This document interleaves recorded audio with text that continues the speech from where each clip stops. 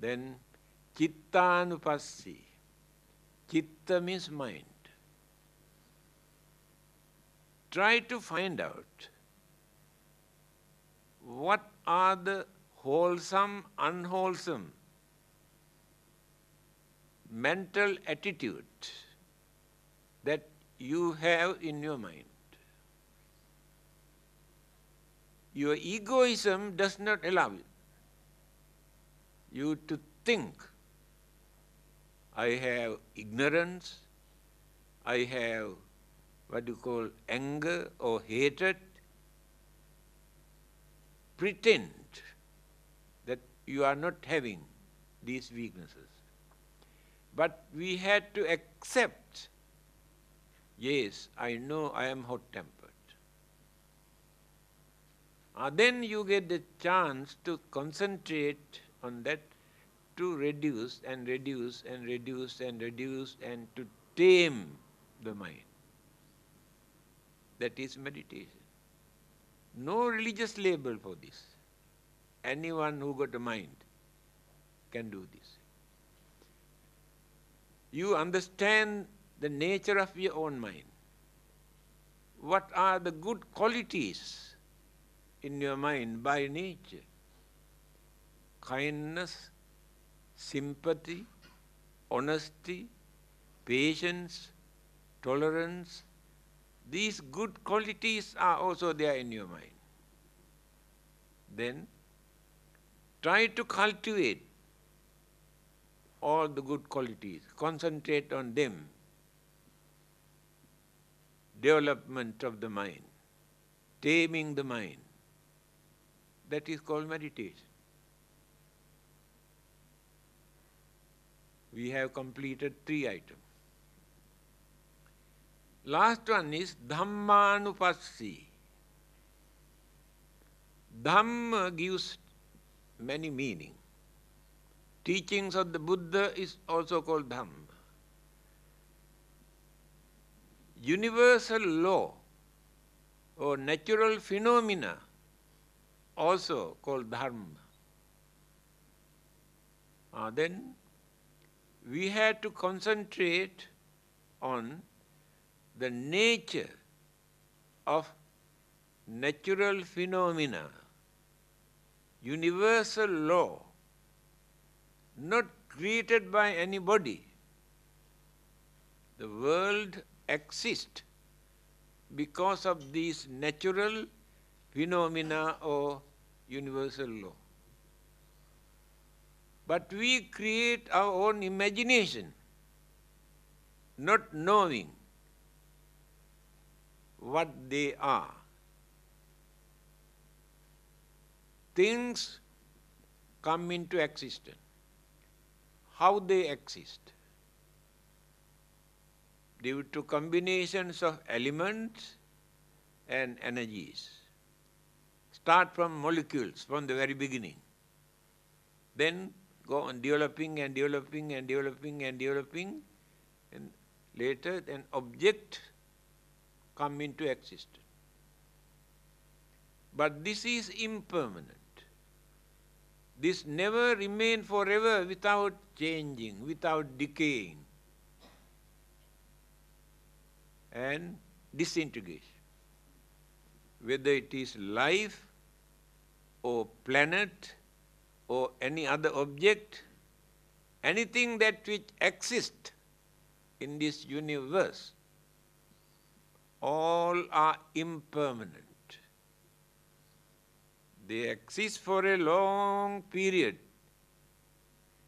but while existing, going on changing, changing, changing, changing. After changing, changing, decaying, decaying, decaying, decaying. After decaying, disintegrate, dissolved. Elements turn into elements, energies turn into energies. That object disappears. Now let us take this earth. This is an object. Do you think this is permanent? Do you think this remains forever? No. The sun and the moons and the galaxies or universes, anything that which exists, everything is going on changing, decaying and disappearing. This is the universal law. But many people believe this is created by the God. That is their concept. But this is natural. There's nobody behind to handle this. That is called universal law. Universal law is not created by another person. Then we'll come to know what this world is, what this universe are. So many universes, not only one. Then we realize the real nature of existence. Now this earth, while we are which we are living on, divided into 4 periods, according to the Buddha.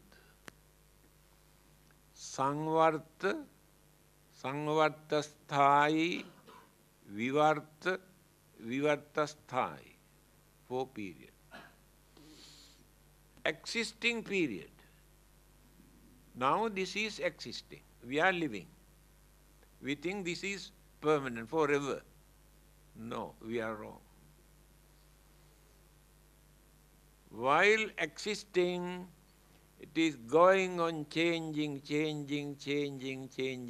without our knowledge. Not noticeable.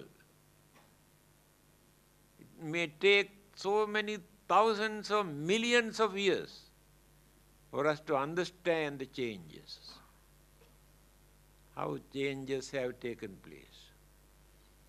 After that, start to decay. Going on decaying. Why? That component things combine together as a bundle with the earth or planet or life or plant or hill or rocks, anything. The binding factors, energies, started to loosening. Then later all the element separate, energies separate. It is natural.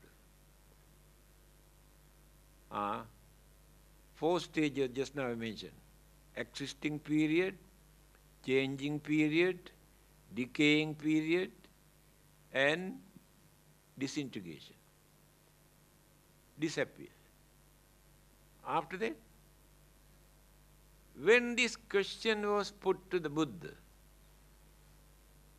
what is the origin of this world? What is the origin of this life? The Buddha said,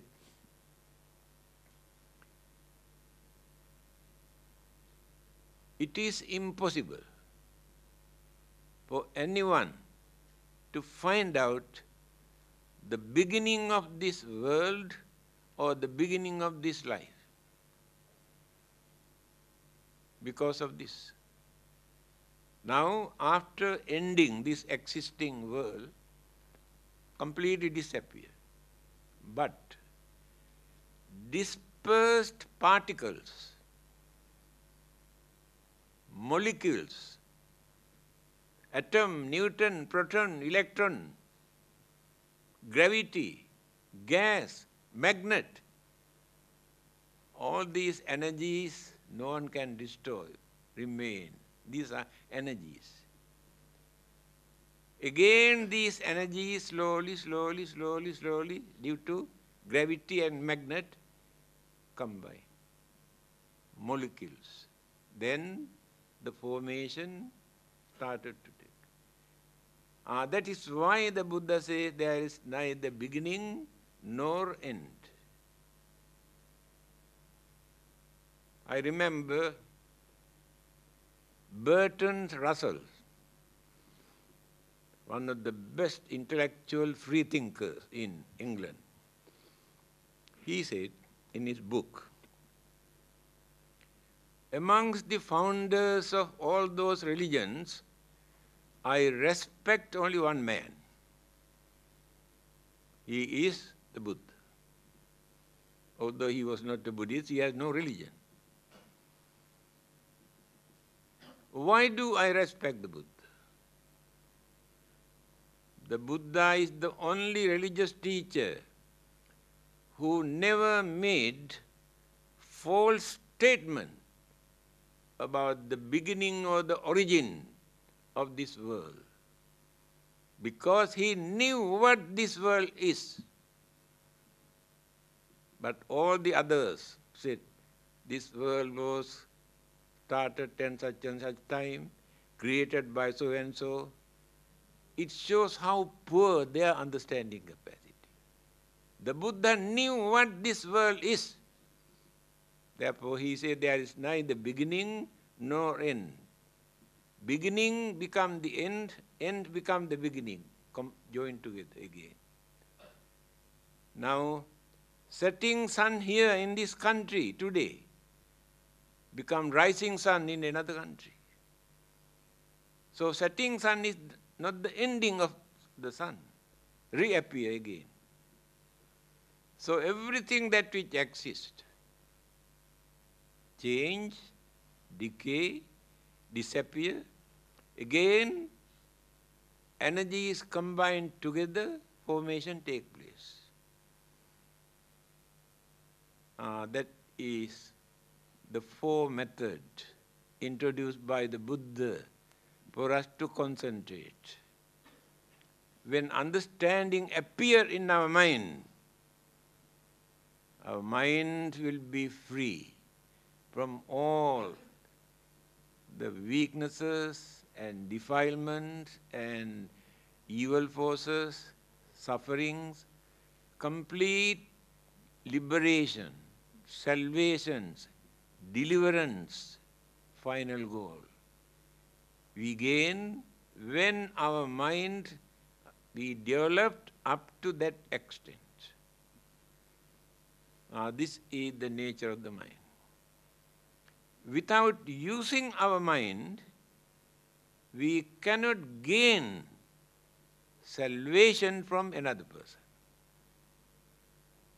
Buddha says, Tumhehi kiccang atappang akkhataro tathagata. The Buddha can tell you what to do and what not to do for you to find out your salvation. I cannot give this salvation to you. You have to work for that. But Buddha can tell how to do that. So we cannot expect our salvation from another person by worshipping or praying or offering or doing anything. We have to work for that. Although they believe that they can get from either God or from any other person, but they had to work for that. Simply they never gain their salvation. So from the Buddhist point of view, it is very clear, we never gain our final salvation from another person. We had to work by following the correct method given by the religious teacher. What is the time now?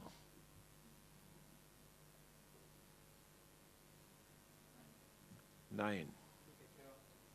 Pardon? Still can carry on. What do you want me to do? Why not we have discussion? Because there are many things to discuss. Because we are not here to argue or to fight or attack or criticize or condemn, but to know something, to understand something, how far we can get together, work together, and how far we can develop our good attitude, how far we can reduce our weaknesses. This is the main purpose. Thank you, Chief Reverend. Although the Chief Reverend said that the mind is asexual, the organizing committee will not be responsible if the male use a female toilet. Please bear in mind. We are still in this world. Anyway, I open the floor now for questioning. Please use the mic for the benefit of those who are present here, so that we can hear the question.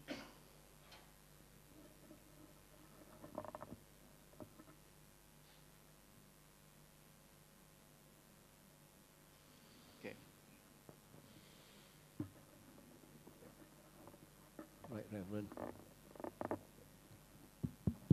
All right, Reverend. Just one piece of advice we would like to get from you. That is, we realize and we can observe there's so much of destruction of the world going on simply due to man's selfishness and greed. He doesn't know what actually keeps him alive. What he needs to survive, he has forgotten. What he knows what he needs to keep his greed and selfishness going. What is your advice to the environmental destruction of the world? Thank you. Right, Reverend. Only advice that I can give from the Buddhist point of view, they behave or they do all those things by misusing their craving, selfishness, jealousy, hatred, because of their ignorance. Ignorance is the main cause. If there is no ignorance, they never misuse those things to disturb or for destructive purpose. Therefore, all these troubles start from ignorance. That is why it is necessary for us to know, to understand. Just now I explained the 4 items recommended by the Buddha for us to know. When we understood, then we can reduce so many misconceptions, bad ideas, cruelty, jealousy, anger, through this understanding. Therefore, by force, no one can stop. The more we use force, the more they aggravate the situation. The other day, I mentioned United Nations Constitution. They have drafted in the United Nations Constitution, war begins in the human mind. At the same time, peace also must come from the human mind. We can pray, we can worship, we can burn lot of papers and joysticks asking peace to come down. It never comes down from anywhere. It must come from the human mind. They are repeating what the Buddha has said. In Dhammapada, the first sayings of the Buddha, he said, Mano Pubbangama Dhamma. Very simple saying. Mano means mind. Mano Pubbangama Dhamma. Human mind is responsible for all those good and bad things that which exist in this world.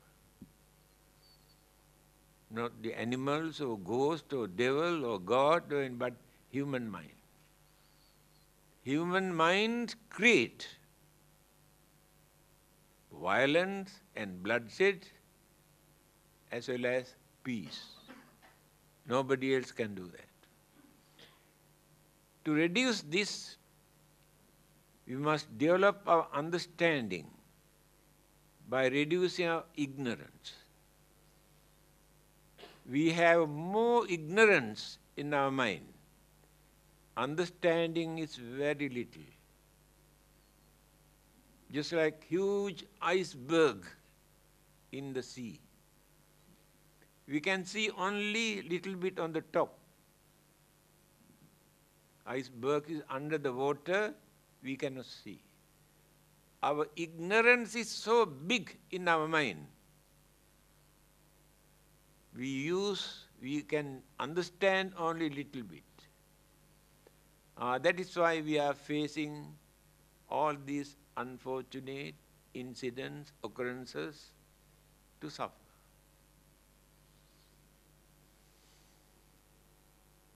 Thank you. Next question.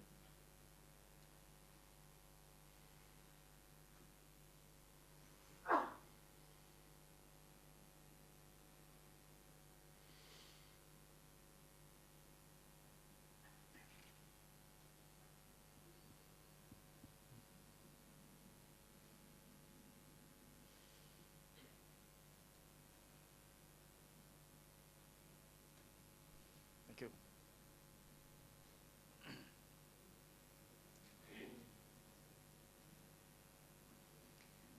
Chief Reverend, some religions seem to have a problem of accepting certain scientific theories like the Big Bang and evolution, that we come from monkeys. Do Buddhism have this problem accepting these scientific theories? Question number 2. About meditation, I've heard other Buddhist monks who say that, to meditate, we must clear the mind. They even give a formula: clear mind, breathe in, don't know, breathe out. But just now, when you were talking about meditation, you seem to insist on focusing on object, either it's a pain or the body or the good feeling or something. So how do you reconcile the two? Thank you. That's all.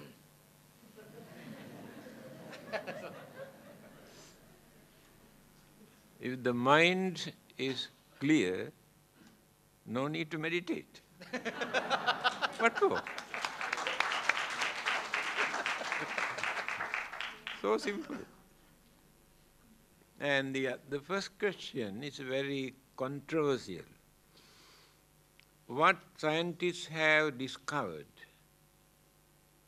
goes against certain religious concepts and beliefs that they have been maintaining for a long period. Albert Einstein, that day also I mentioned, science without religion is blind. Because scientific knowledge they can misuse and abuse to destroy the whole world. It is ready now. Because no religion to guide them, not to abuse that scientific knowledge. Again he says, religion without science is lame or crippled. What is happening? Scientific discoveries try to topple the religious belief that they maintain for a long period. Religion or religious belief they maintain not through experiment in a laboratory, through their belief. Religion started with their belief. So what they believe according to their way of thinking at that time, recorded, accepted as truth. But scientists could not satisfy. Without depending on God, without depending on religion, by using their independent intelligence. They discovered so many things that people have never heard, never thought. H.G. Wells, I think many of you know, well-known world historian. He says, according to our holy books,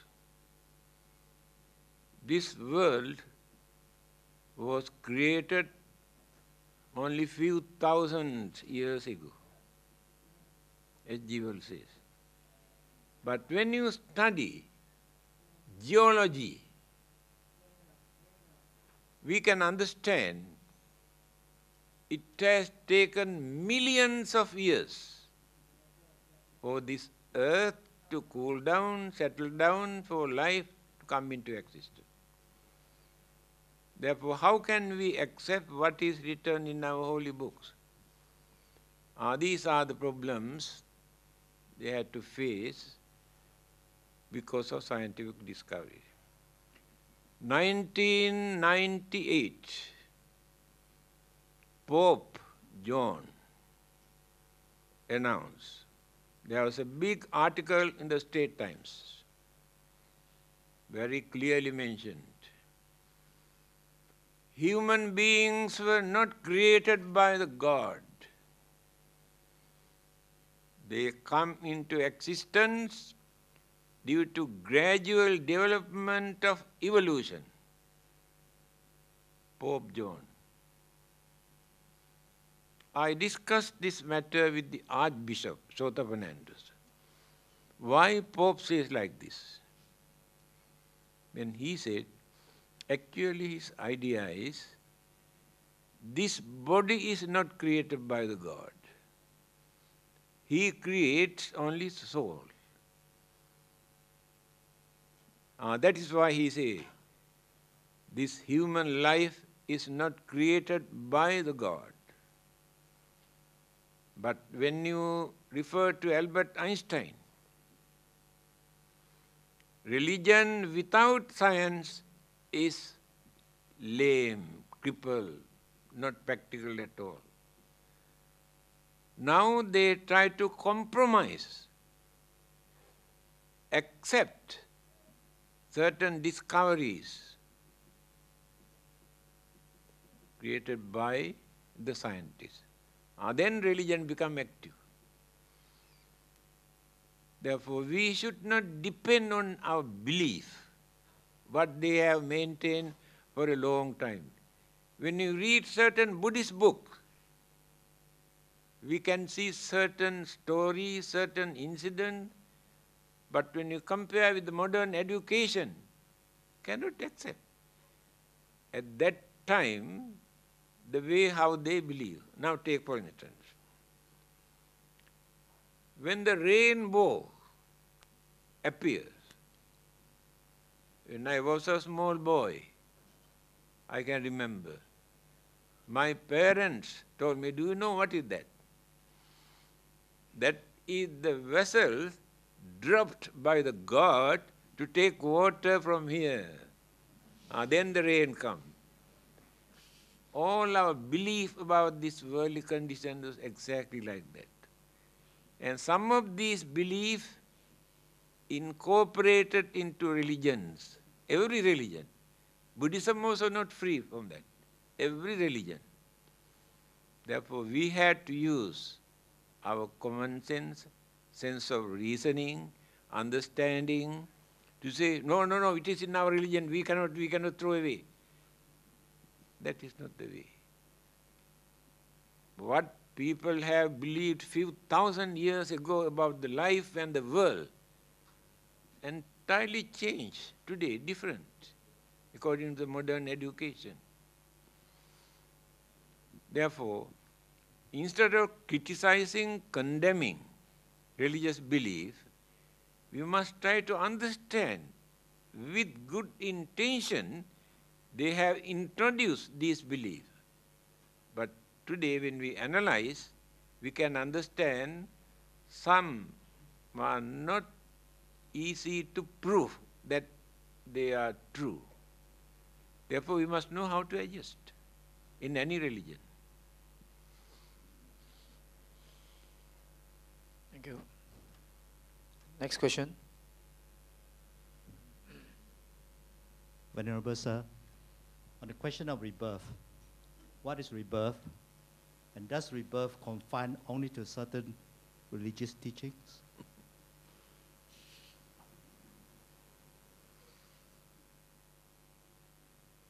There are three words.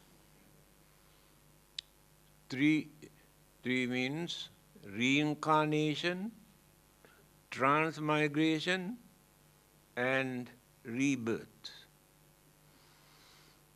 Transmigration used by Hindu, and today Tibetans also use that word, transmigration. Sorry, not transmigration, reincarnation. Reincarnation. Transmigration means the soul migrate from life to life, if not straight away, either heaven or hell. That is called transmigration. Buddhism does not use these two words. Used only rebirth. That is also not correct. The word used by the Buddha in his first sermon, Dhammacakka Sutra, he said, Natti dani punabhava. Punabhava. Becoming again. That is the word used by the Buddha. No more, we use the word rebirth. That means becoming again. Why become again? People say, why? We cannot understand. Today, religion is not important to understand that becoming again is true. No need to depend on any religion. How many people have remembered their previous birth, explain everything in details?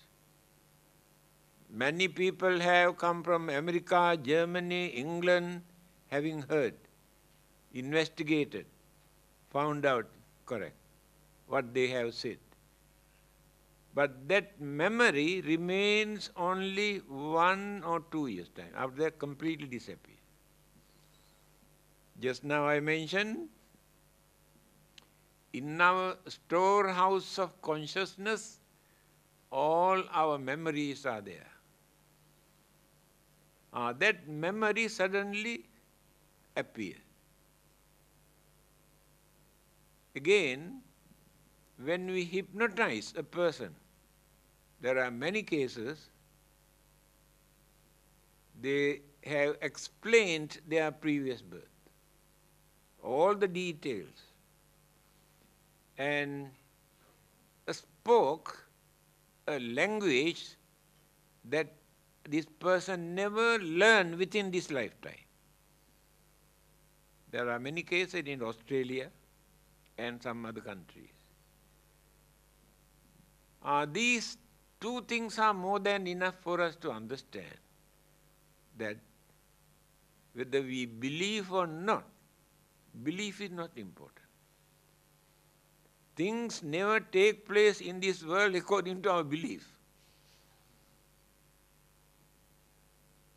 Birth is natural, sicknesses are natural, old age is natural, death is natural, no need to believe.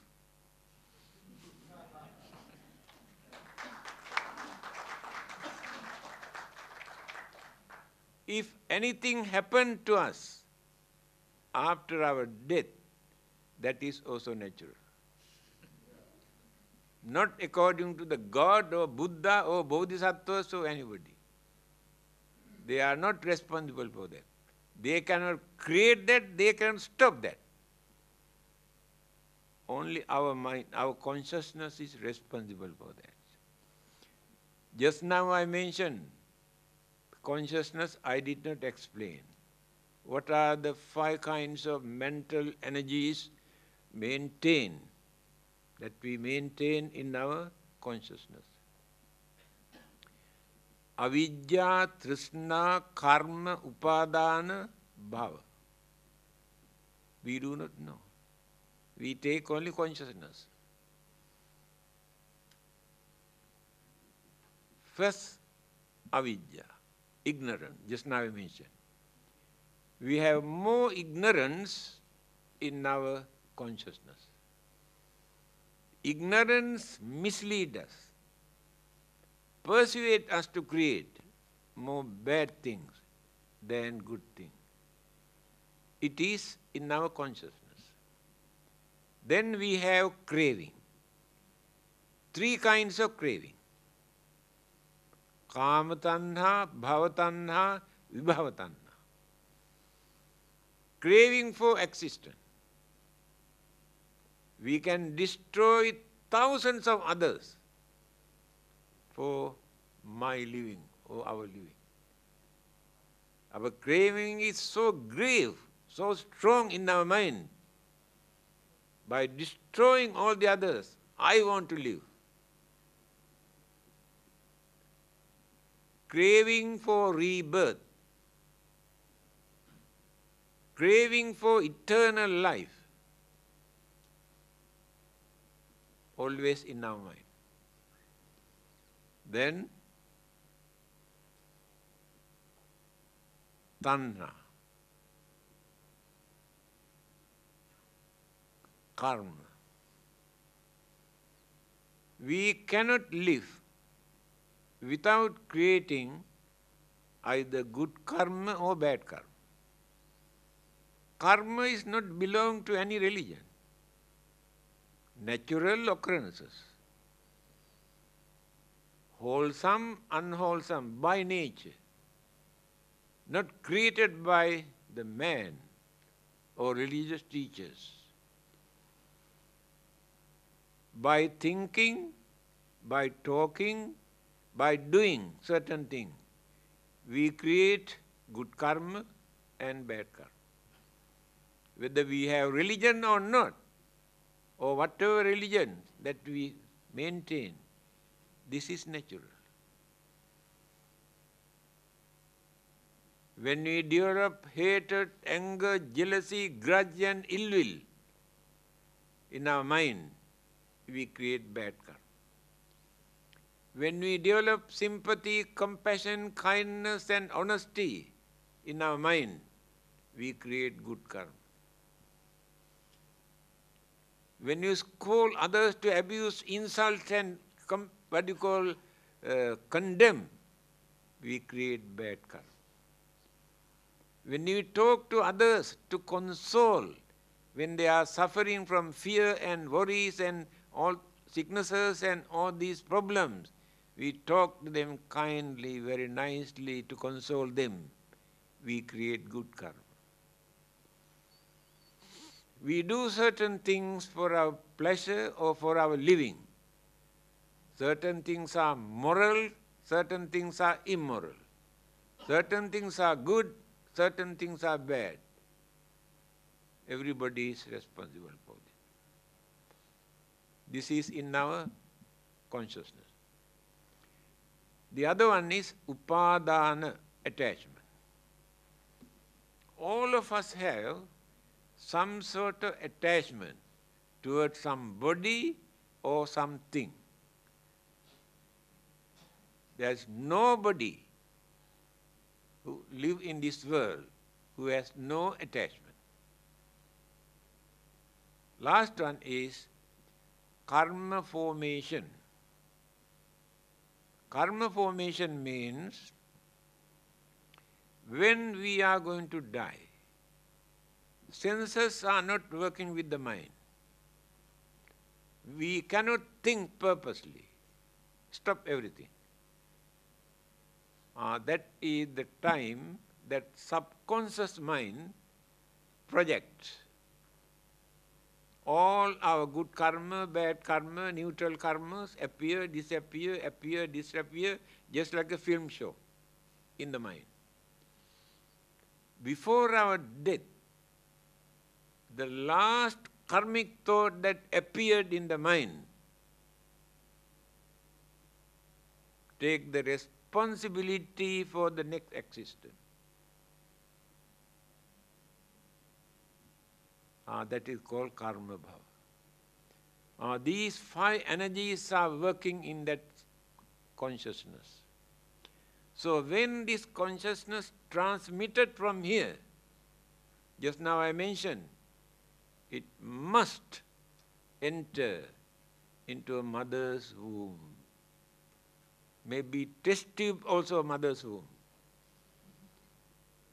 Whether humans or animals or any other, according to karmic energy. Rebirth takes place in this way. Not created by anybody, our own mental ingredients we maintain as consciousness. Thank you. Next question.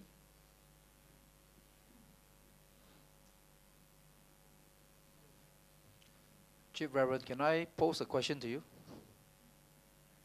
You are going to post.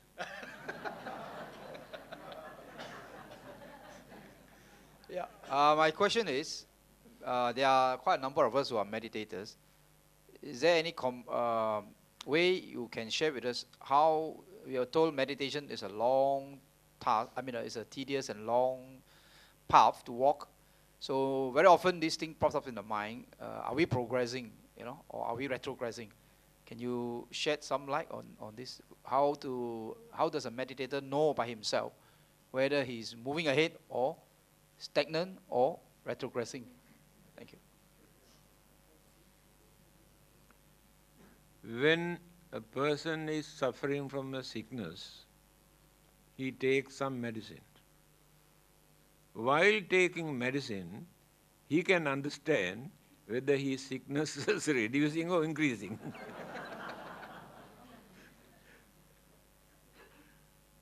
What is the first one? Okay, my first question is, what is the purpose of life? Oh, that's right. And my second question, Wait. okay.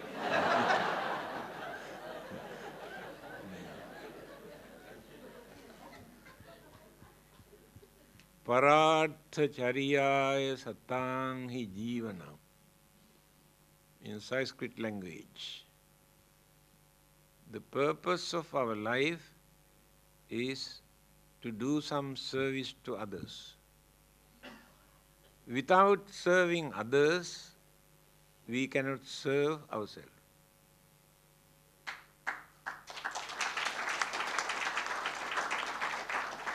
No, that is the purpose of our life. Now, what is the second one?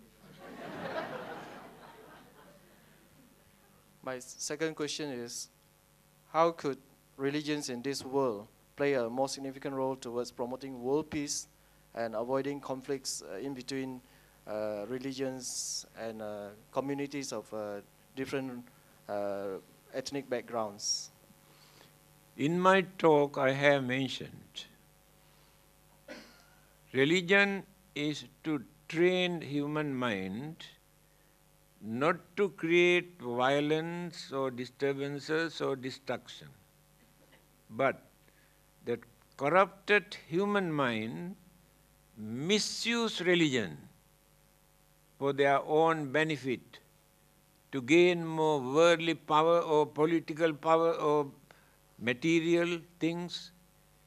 So, no one can do anything to promote peace or what you call happiness if we do not change our mind. It never come down from heaven, it never come down from anywhere else, it must come from our mind. If the mind is corrupted, selfish, no one can do anything, they are misusing religion. Religion is a very big business now. Actually, they are not practicing religion. They use religion either for gain more political power, more authority, or more material gain, or manpower. They use religion only for that purpose, but they do not want to practice any religion. They use the name of religion to gain many of these things. See how we use our mind, how unreliable we are. So, what is the third one? Should a religion get involved in politics and to take stand on certain issues, especially Yes, I can remember. No, it is a good question. Because I have heard on many occasions people say we should not use religion with politics, should not mix up. They are wrong. The Buddha has given this advice. Anujanami bhikkhave rajanang anuattitum. First advice, as the followers of the Buddha, to cooperate with the existing government or law enforced by the government. That is the first advice. Second advice, if the ruler of the country punished innocent people, it is not suitable for him to remain as a ruler. He must get out from that. Then he said, if the ruler do not punish the culprit, he is also not suitable to remain. Therefore, the Buddha has pointed out the culprit must be punished. But in Buddhism, there are no religious punishment. Many other religions, they have religious punishment. In Buddhism, there is no religious punishment. The Buddha's advice is cooperate with the existing government and the law. No separate religious law in Buddhism. Again, if the people come to know the rulers or the government are unfair, overtaxing, it is their duty to get rid of that kind of politics or political power or the government and organize, establish a good government. Therefore, we cannot say religion should not interfere with politics. Thank you.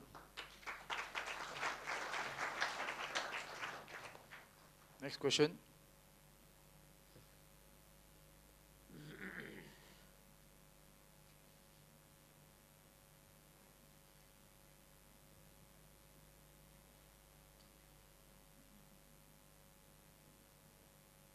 Reverend Sir, good evening. I would like to hear your opinion or belief on destiny.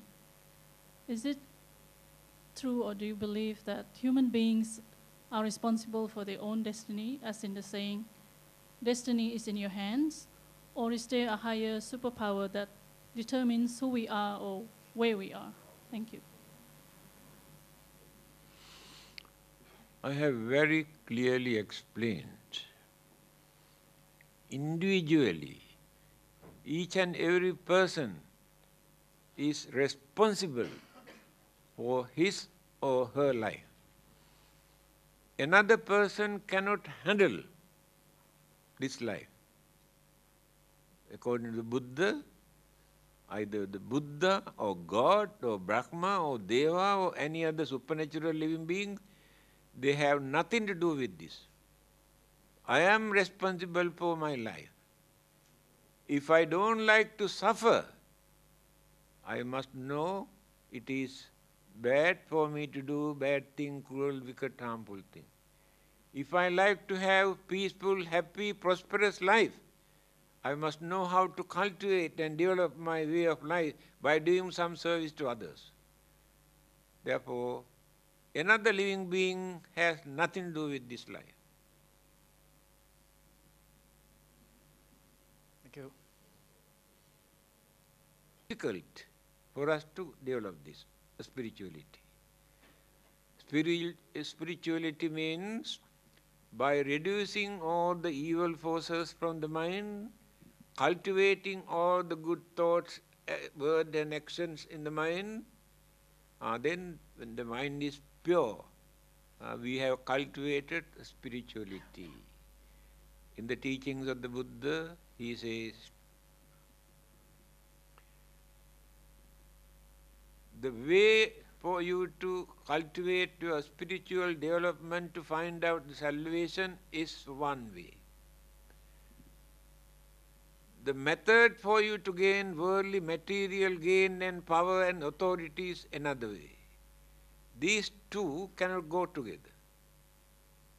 If you want to develop spiritualism, you had to reduce so much of attachment, craving, anger, jealousy, grudge and ill will, then go on developing. If you are too religious, if you meditate whole day and night, you never gain anything for worldly development. If you want to experience your pleasure, your worldly gain, your material gain, meditation cannot give you anything. You have to work very hard. Buddha says, Alaso gihi kama bhogi nasadu.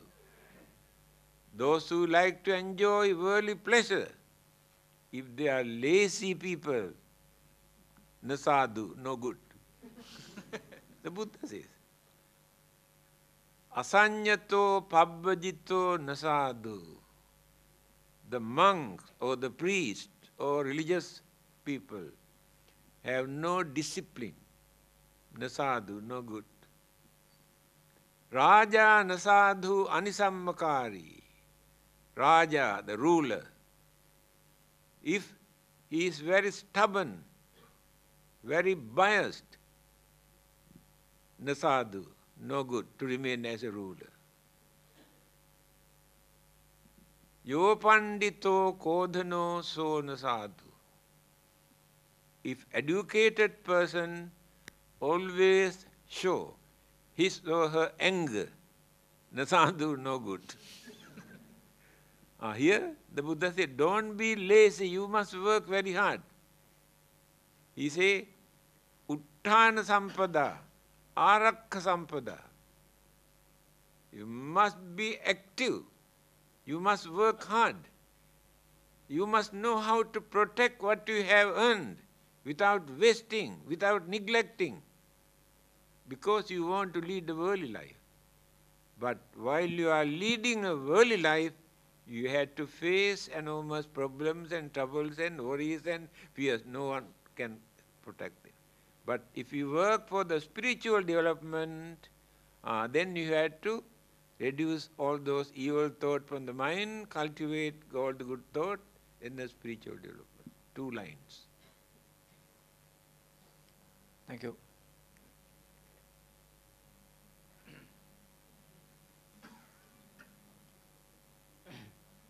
Chief Reverend, so I understand we are entitled to 3 questions.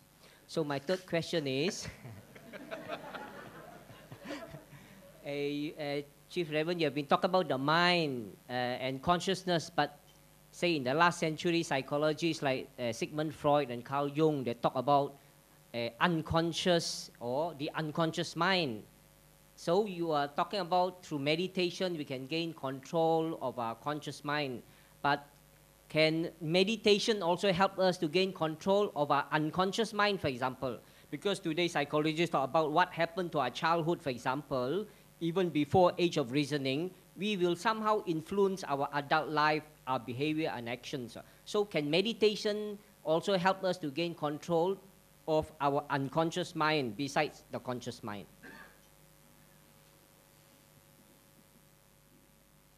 What is the meaning of unconscious? What do you mean by unconscious? There is not conscious, a-conscious, before consciousness. For example, now something happened, child has been abused, for example. So when he grows up to be an adult, this abuse will have influence his actions and thoughts and behavior. They have nothing to do with unconsciousness. Unconscious means when the five senses are not working with the mind, when the mind stops thinking, that is unconscious. That means mind exists, but it does not work, unconscious. So when they meditate, they try to do this. Stop all the five senses, stop thinking, then the mind experience, it is unconscious. Mind experience the bliss. The Buddhas and Arahantas who have attained the higher stage, occasionally, purposely, spend for 7 days as unconscious, just like dead bodies. There is no difference between dead body and their body while they are in unconscious state. And during this period, they experience bliss because the burdens of physical body is not there. The hindrances, obstructions, troubles and problems they are facing because of the body. Hunger, thirst, pain, ache, suffering. So when the mind is in that unconscious state, the mind is free from the physical burden. That is the meaning of unconscious from the Buddhist point of view.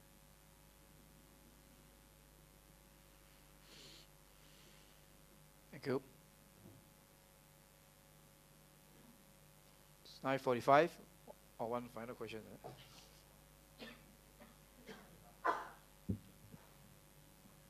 Reverend, I have this question. From what I understand of most religion, the emphasis is on faith, on belief. And because of that faith, the followers are actually looking for salvation. They are being taught that through faith you can get salvation. Now, from what I heard about the Buddhist teaching so far, the emphasis seems to be that faith is not important. What you believe is not important because it is the universal truth and it is the mind that is important rather than the faith. In other words, what you believe does not change anything in the world. That's what you emphasize. And all this concept that you have talked about, that because we are an ongoing matter, the molecules, the elements, everything is a world, has no beginning, no end. Am I right to believe that if that is the case, in the case of Buddhists, the follower of Buddha, there is actually no need to even think about salvation? There is no such thing as salvation in your belief. Am I right to say that? It is not necessary to believe or think. By knowing, the more we exist, the more we have to suffer, physically and mentally. Almost every day, complain, pain, troubles, worries, fear, disturbances, while we are living here. So if we don't like to suffer like this, then we must have an aim in our life. What is that aim? To get rid of all these sufferings and problems and troubles that we are facing. Therefore, religion paved the way what to do and what not to do to get rid of this unsatisfactoriness in our life. So the belief has nothing to do with that, only understanding. Thank you. Yeah.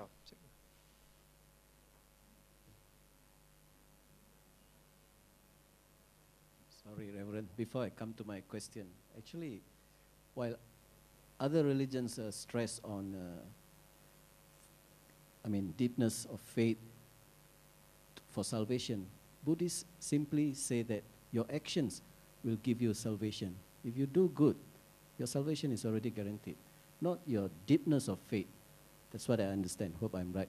Before I come to my question, another thing is the long and short of what we have learned today is that if you're clear in your mind, if your understanding is clear, you don't actually need to go into meditation. Am I right? Okay. Thank you. The other thing is... So you ask, then you answer your question. Yes. Okay, go ahead. Yes.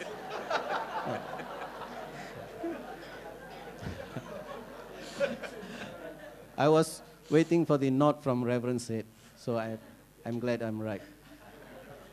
The other thing is, I have in my own concept come out with a difference between religion and spiritualism.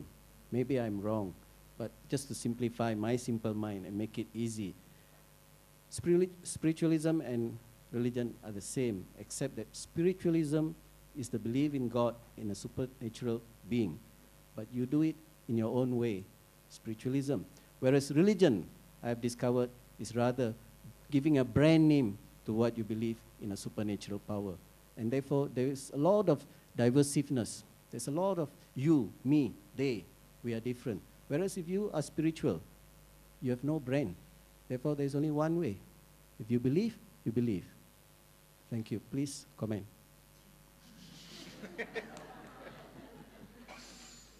I think your spirituality is a different kind of spirituality. We use the word spirity, means moksha. In Sanskrit, we say moksha. In Pali, we say mokha. In English, we say salvation, liberation, deliverance, freedom. Same meaning. Why every religion use this word, salvation? That means they admit within this lifetime we are suffering. To get rid of this suffering, must follow this religious way of life for our salvation, for our liberation, for our freedom. That is the purpose of life. That is spiritual development. Thank you.